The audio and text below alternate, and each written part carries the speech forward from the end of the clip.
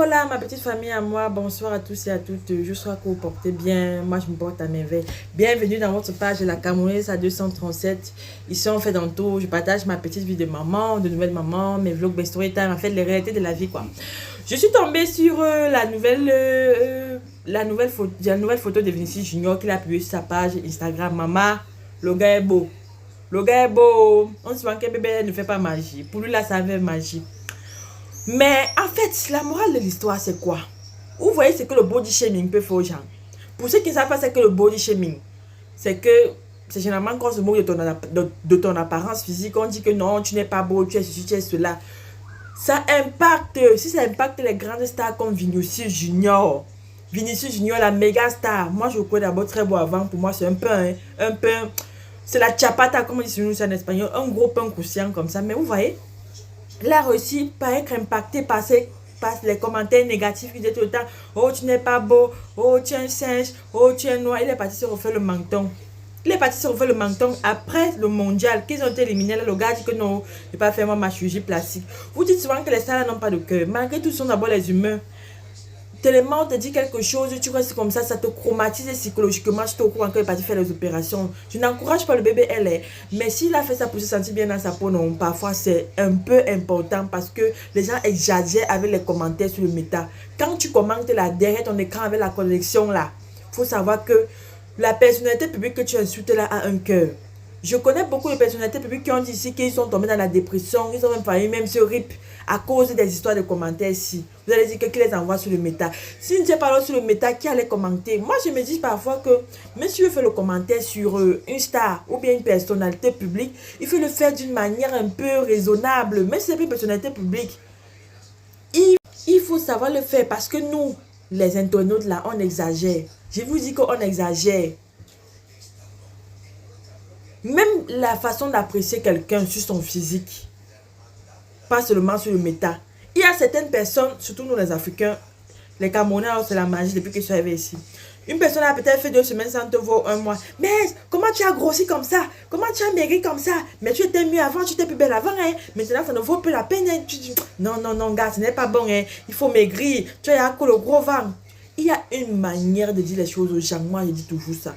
Moi, si je veux faire le commentaire sur l'apparence de quelqu'un, j'essaie toujours de trouver les bonnes paroles.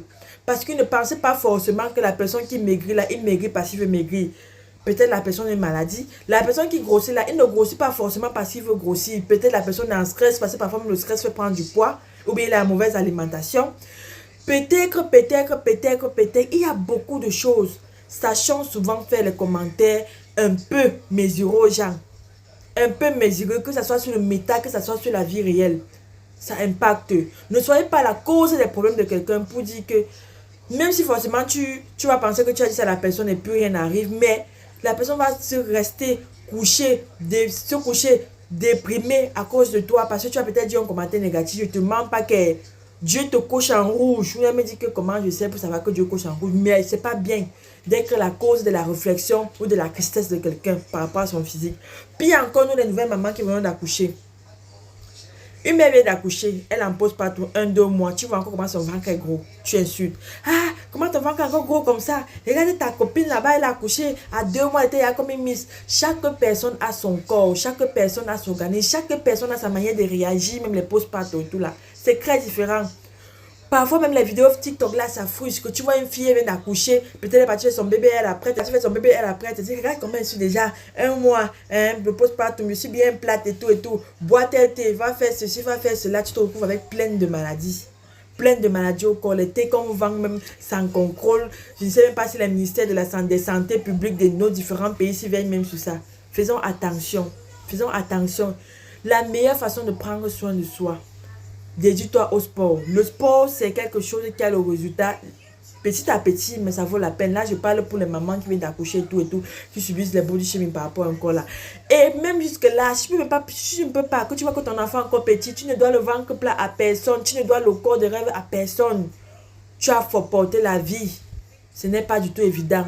Essaie de te récupérer petit à petit à ton rythme. N'écoutez pas les bouches des gens. Hein. Vous voyez même que ça touche même les grands Vinicius.